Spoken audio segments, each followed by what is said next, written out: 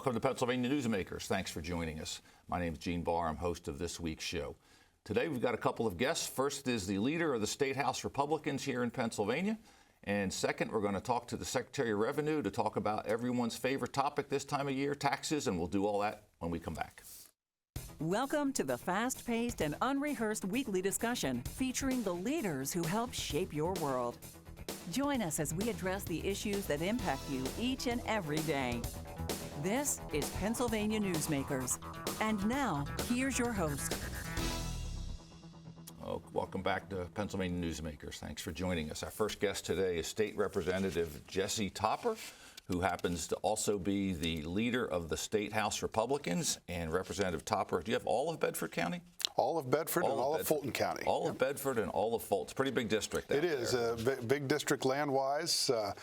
Population centers out in rural Appalachia aren't quite as large, so you kind of have an expansive district. But it's great. Two counties that are very similar in many ways, and really enjoy representing them. Yes, and you've been a member of the State House. You were elected in 2014, so sworn in 2015. No, actually, I was in a special election in 14. Special election. So I was sworn in just a few weeks later. Not long after that. And your colleagues made you State House leader at the end of last year, and you've been serving in that capacity now for just a few months, right? Yeah, really honored and humbled that my colleagues put that trust in me. You know, it's obvious. It's a difficult time, right? In the Pennsylvania General Assembly, it's very close, both in the House and the Senate. We have divided government, so I really was honored that they put me in this position, and we've been doing our very best to make sure that we as a caucus keep our agenda and our goals focused on what helps Pennsylvania, as well as keeping the institution moving. Now, before we delve into some of the particulars of what you and your caucus are dealing with, something interesting that I think people would like to know is you're also a PIAA official. And so 2 questions. 1, how do you like that? And 2, how do you find time to do that with the job that you have? Well, I love it. I've been officiating, umpiring baseball and officiating basketball for quite some time now, particularly in baseball. After high school, I went to Harry Wendelstadt's umpire school. I wanted to be a major league umpire. So I've been doing that at several levels, including the collegiate and high school levels now for quite some time. I will say, however, that yes, this season my time has been limited in both, and a lot of folks ask me, why do you like to get yelled at in your hobby when you get yelled at in your regular job? But it's cathartic for me, and I love high school sports. And there's also some consistency there, I guess. Absolutely, and look, it's all about managing people, right? But especially when you're officiating. But without officials, and we have a shortage of them, these kids don't get to play. And so it's also very important to high school sports in our community. Yeah, well, that's great that you do that, because you're right. There is certainly a shortage of that. So let's talk a little bit. You referenced something that I want to talk a little bit about, which was on swearing-in day. It was there was a very unfortunate, tragic circumstance where one of your Democrat colleagues passed away. Therefore, the numbers were 101 that day. And rather than get into a protracted situation, you and the caucus opted to just bring in, because the wisdom was that the Democrats would take that seat. That you guys said, you know what, let's not get into this wrangling. Let's get into this, and we're going to make Representative Joanna McClinton vote for Speaker again. Is that indicative of hopefully some more of the civility we might see? Is that what you're kind of looking at? Obviously, fight where you need to, but tell me a little bit about that thought process. I think there were 2 goals for that day. One was to ensure that the institution was functional. We had a situation where it was possible that if we did not have a speaker elected that day, that we might not have a speaker elected for months.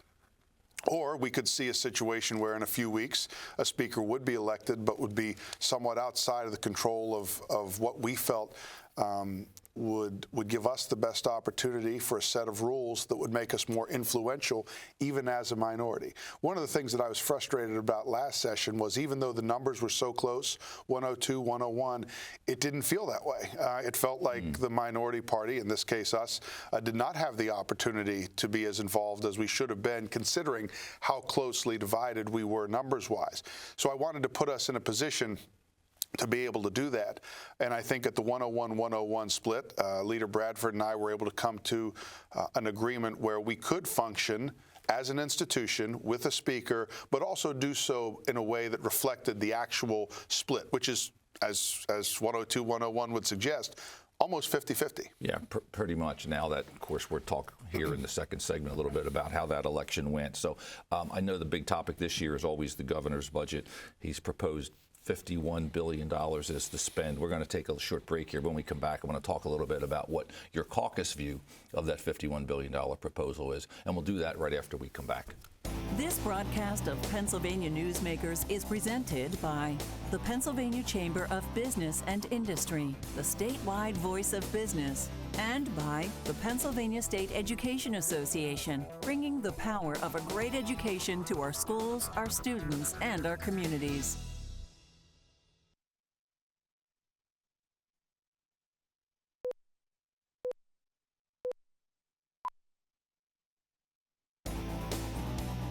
This broadcast of Pennsylvania Newsmakers is brought to you by the Pennsylvania Highway Information Association, the go-to source to learn about transportation projects and issues.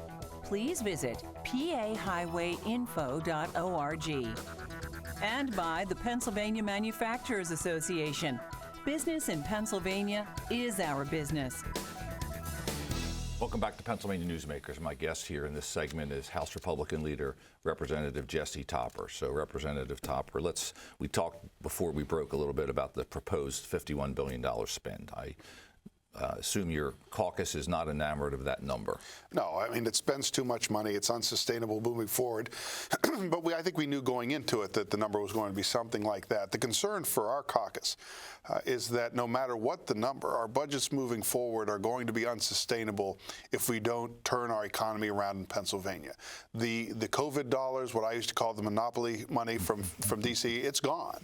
And that has propped up some parts of the economy now for quite some time. But meanwhile, we're not doing enough, particularly in the energy production and generation side, where we haven't had a natural gas power plant built here since Governor Wolf took us into RGGI, the Regional Greenhouse Gas Initiative. Meanwhile, in Ohio and West Virginia, energy production is going along at a point that they're dwarfing us, and we're losing that opportunity and that economic development opportunity, as well as the ability to provide our constituents with the energy needed to lower costs. So if we don't turn that specifically around, none of these numbers mean anything, because in a few years we won't be able to support any of it. And that $51 billion spend, as I understand, is also contingent upon the legislature approving two other things. One, which is legalization of marijuana, and two, which is the taxing and regulation of skills games, correct? Right. So we have two sources of revenue that are based upon industries that are not yet legal here in Pennsylvania. So I think we're far off. Well, hopefully we're able to reach an agreement, particularly on skill games. I think that is an industry that needs regulated in some way. We're seeing it already kind of overtake us here in Pennsylvania, and I don't want to leave these decisions to the courts, because then they're outside control of the legislative body that is elected to make these decisions in the first place. And we'll see what happens with both of those issues. But as of now, you can't count on revenue from something that we don't have yet. Is there support in your caucus for legalization of marijuana? I think there's some support. I mean, there's also some fairly serious opposition. A lot of it will be the details. What does a bill look like? What happens at the federal level in terms of rescheduling? There are a lot of issues that surround the legalization of marijuana outside of just the component of do you like or do you not like marijuana? Right, good. So it seems that both of those, of course, too, are focused primarily on revenue as opposed to whether or not this makes policy sense, correct? And that's where we have to create good public policy surrounding both of those issues. If they're coming into Pennsylvania, we can't simply be doing it so that we can pick a number, because what happens when you pick a number for revenue, you usually make the tax too high. You promote an illicit market, and we've seen it particularly in the marijuana instance. New York and what has happened up there is a disaster. So we have to learn from the mistakes of our neighbors and try and get it right, but base it on the policy, not a cash grab. So last session, a lot of wrangling over the entire voucher issue. Does that issue come back? Does your caucus continue to push for educational vouchers? Where does that sit right now? Our caucus will always be supportive of every student in Pennsylvania having access to a high-quality education, regardless of where they live. School choice is a part of that in every way. And so we need to always keep that on the table as we look for ways to make every educational choice, including our public schools, high-quality choices for families. So we referenced earlier this the unfortunate opening on the Democrat side, and the special election for that seat was held on Tuesday. The Democrats won that fairly handily. The surprise, though, was, and I know it's not your side, but on the Senate side, a strongly Republican seat went Democrat. What do you take out of that as we move forward? I mean, traditionally, the party in power tends to lose seats during the midterms. Is this something that you're concerned about for next year? How do you work towards fixing? I'm not concerned. If you look at the House race, we actually closed a gap. There was a special election in that seat before that went 75-25. This time it was 20 points closer, 65-35. So I believe that in that sense there were improvements made in that particular district. The Lancaster seat was an upset. However, I think it reflects more of what happened on the ground. Candidates matter and campaigns matter, especially in special elections. I don't see this as some kind of a referendum on anything other than, as I reminded all of our members, you have to work hard, and you have to work hard in your districts, and that's how campaigns are won. Hey, thank you for being with us. We hope to have you back on again. Appreciate you being here. When we come back, we're going to be talking to Secretary of Revenue, Pat Browne, about everyone's favorite taxes. Back in a few moments. This broadcast of Pennsylvania Newsmakers is brought to you by Cross-State Credit Union Association. Credit unions, where people are worth more than money. To find a credit union that is right for you, go to ibelong.org. And by the Energy Association of Pennsylvania, Pennsylvania's energy information source.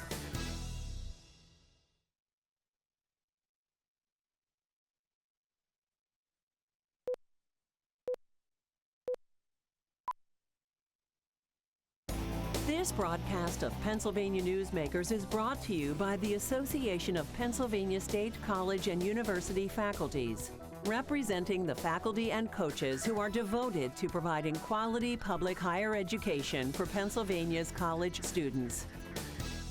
Welcome back to Pennsylvania Newsmakers. My guest here is Secretary of Revenue, Pat Browne. Secretary, thanks for being with us. Gene, good to be with you. Yeah. So, appreciate you coming on. You've got an interesting background, as often happens in politics. So, I know you were a state house member.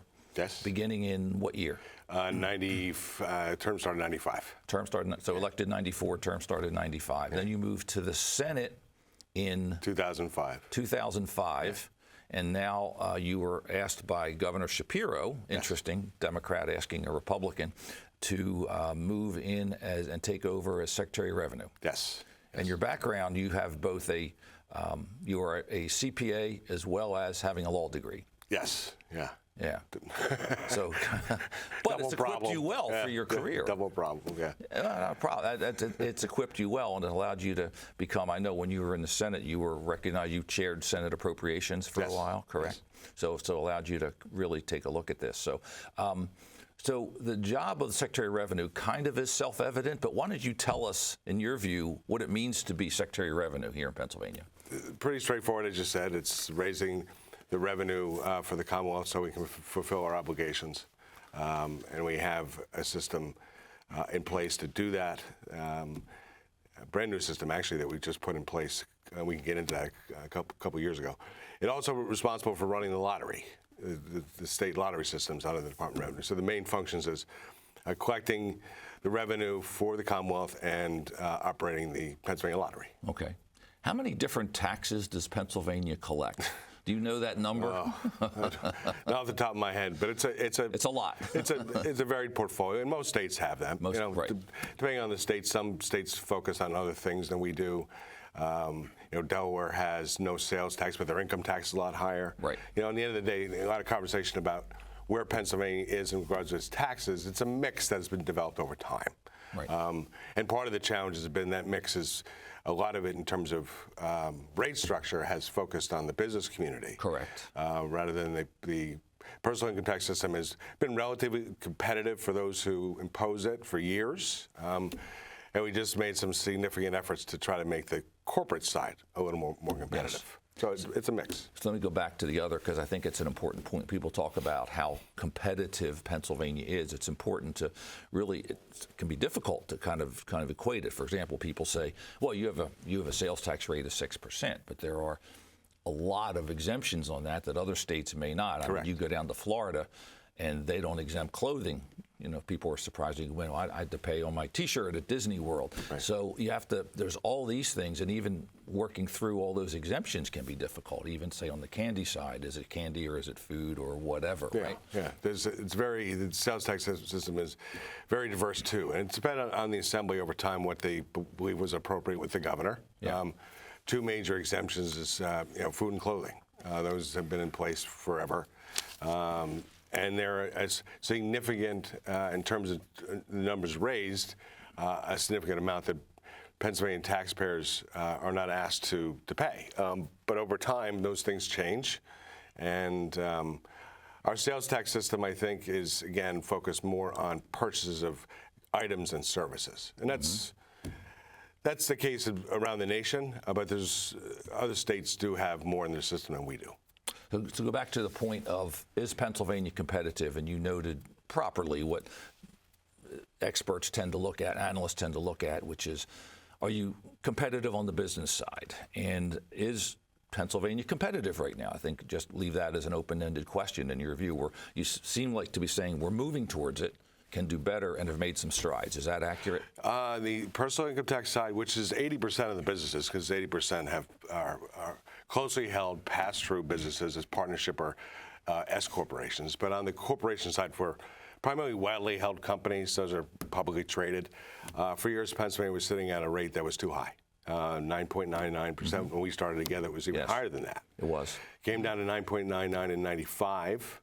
And it's been there since then until the last couple of years, led by Governor Wolf and Governor Shapiro and the General Assembly, trying to bring that rate down for those widely held businesses that have significant capital down to 4.99. And one of the changes in this year's budget is the plan was to bring it down to 4.99 in 31. It's now the plan is in 2029. Okay. That'll put us in the top 10. In total taxation, personal income for pass-through businesses and corporations widely held that pay the corporate net income tax will be in the top 10. So that is a major change. It took a long time to do that, but we're getting better. Let's continue that discussion. We're going to take a brief break here, and we'll come back. We'll be talking more taxes with Secretary Browne. This broadcast of Pennsylvania Newsmakers is brought to you by the Pennsylvania Medical Society. Inspired physicians committed to the good health of Pennsylvanians and the advancement of the practice of medicine.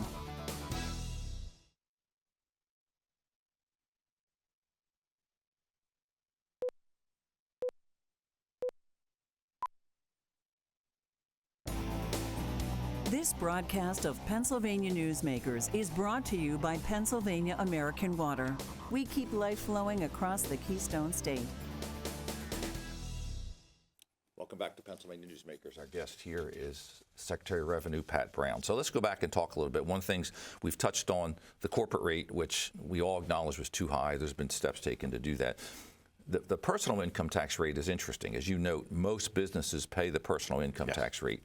And when people say, what do you want in a tax rate, a tax structure? I want something that's easy to understand, very few exemptions, et cetera. Pennsylvania has that. 3.07, basically it, very few exemptions. And pretty easy to understand, right? Yeah, it's pretty straightforward. Pretty straightforward. Most states build their system as a piggyback on the federal system. And when our system was put in place in '71, they decided to do a separate system. And it's pretty much a gross receipts tax basis, not many exemptions, not losses. So it's pretty straightforward. Yeah. But for those who impose this tax, it is at a competitive 3.07. Yes. And the Assembly and the Governor have been very responsible to try to keep it around there. Because that's one place that, in the business side, over the years, that we've been able to promote. It was very hard to promote 9.99. Pretty impossible. Yeah, so it's a separate system. So anything that happens in Washington, in their changes on 1040s personal income tax wouldn't flow to us like it would other states. So it gives us some flexibility. So as you look down the road, and part of your job is anticipating what tax revenues are going to be doing in future years, does Pennsylvania's demographics gives you pause because of the fact that we don't levy the personal income tax on retirement income, and Pennsylvania, let's be honest, is getting older? Does that give you pause of looking down the road? It has given me pause for several years now. The trend line is not good for revenue capacity. The state has to do what it can and prioritize things that build our working age population. And our population is growing less than 1% a year.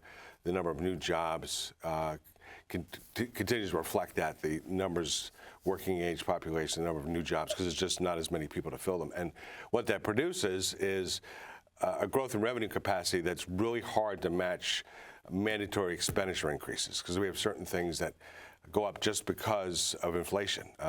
Support for health care, Medicaid, long-term care, contractual costs.